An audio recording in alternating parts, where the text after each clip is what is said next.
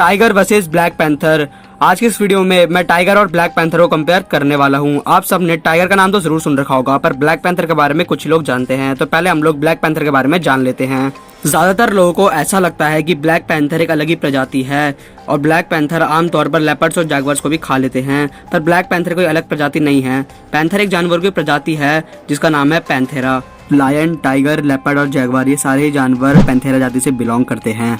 Black panther Panthera जाति के वो मेंबर हैं जो मेलेनिज्म को एक्सप्रेस करते हैं, खासकर लेपर्ड एंड जैगुआर। अब ये मेलेनिज्म होता क्या है? आप सबको तो ये पता ही होगा कि इंसान और जानवर के शरीर में मेलानिन नाम का एक पिगमेंट होता है, और अगर ये पिगमेंट किसी की बॉडी में ज्यादा मात्रा में हो जाए तो उसकी बॉडी का कलर डार्क होने लग जाता है, और इसे हम लोग मेलेनिज्म कहते हैं। ब्लैक पैंथर के केस में भी मेलेनिज्म की मात्रा ज्यादा होने की वजह से उसकी बॉडी डार्क कलर की हो जाती है। लेपर्ड और जैगुआर में जब जेनेटिक म्यूटेशन होता है तो उसकी वजह से ये बदलाव आता है। ये बदलाव आज तक लायन और टाइगर में नहीं देखा गया है। लायन और टाइगर में एल्बिनिज्म देखा गया है। एल्बिनिज्म मेलानिज्म का एकदम अपोजिट होता है। जहां मेलानिज्म की वजह से बॉडी डार्क कलर की होती है तो दूसरी ओर एल्बिनिज्म में बॉडी व्हाइट कलर की होने लग जाती है। ब्लैक पैंथर की बॉडी पर भी लेपर्ड और जैगुआर जैसे पैटर्न्स बने होते हैं, पर ब्लैक पैंथर के डार्क कलर की वजह से वो दिखते नहीं। एशिया और अफ्रीका में ब्लैक लेपर्ड्स को ब्लैक पैंथर कहा जाता है और सेंट्रल एंड साउथ अमेरिका में ब्लैक जैगुआर को ब्लैक पैंथर कहा जाता है। तो इसका मतलब ये है कि ब्लैक पैंथर और कोई नहीं, लेपर्ड और जैगुआर ही है। तो आज की इस वीडियो में जो इन दोनों में से सबसे ज्यादा ताकतवर है उसको हम लोग टाइगर के साथ कंपेयर करेंगे, और सबसे ज्यादा ताकतवर ब्लैक जैगुआर है। तो इस वीडियो में मैं टाइगर को ब्लैक जैगुआर के साथ कंपेयर करूंगा, तो वीडियो को एंड तक जरूर देखिएगा। और अगर आप हमारे चैनल पर नए हैं तो चैनल को सब्सक्राइब जरूर कर दीजिएगा। तो चलिए बिना किसी देर के वीडियो को स्टार्ट करते हैं।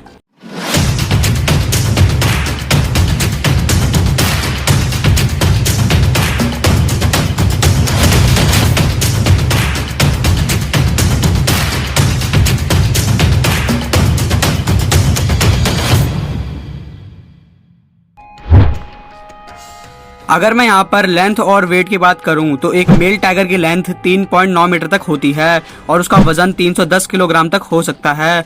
वहीं दूसरी ओर एक ब्लैक जैगुआर की लेंथ 2 मीटर तक होती है और उसका वजन 96 किलोग्राम तक होता है। तो लेंथ और वेट के मामले में टाइगर बहुत ज्यादा आगे हैं। टाइगर बड़े ही धैर्यशील शिकारी होते हैं और ये बिना आवाज करे चलने में माहिर होते हैं। एक टाइगर अपने शिकार को देखने के लिए 20 से 30 मिनट लेता है और उसके बाद उसके ऊपर वार करता है। टाइगर के पास कुल 30 दांत होते हैं और उनके जो कैनाइन होते हैं वो बड़े ही लंबे और घातक होते हैं, जिनका साइज 7.6 सेंटीमीटर तक हो सकता है। टाइगर के पंजे बड़े ही शक्तिशाली होते हैं और टाइगर अपने शिकार को पकड़ने के लिए अपने पंजों का इस्तेमाल करते हैं।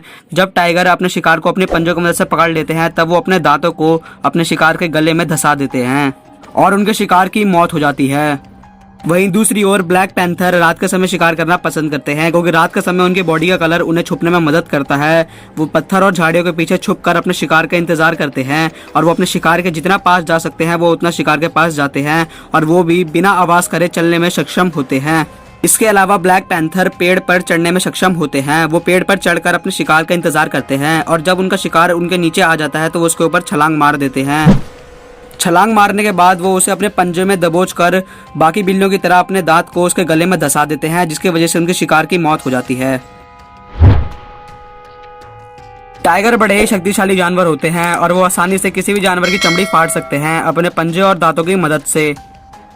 एक टाइगर आसानी से 1050 psi के दबाव से काट सकता है और अब तक की रिकॉर्ड करी गई जंप टाइगर की 12 फीट की थी।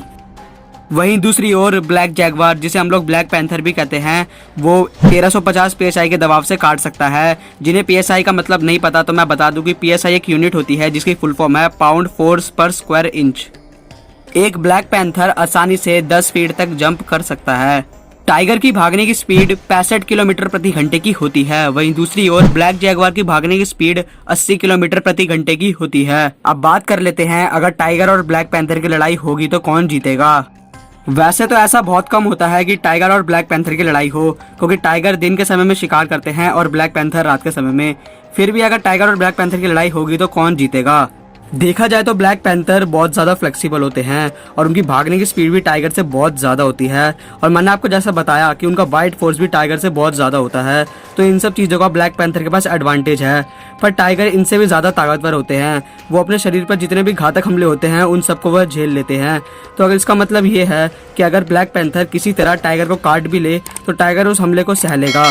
पर अगर टाइगर ब्लैक पैंथर को काट ले तो ब्लैक पैंथर उस हमले को नहीं झेल पाएगा, जिसके बाद टाइगर उसको पंजों से मारकर गिरा देगा और इस लड़ाई में जीत जाएगा।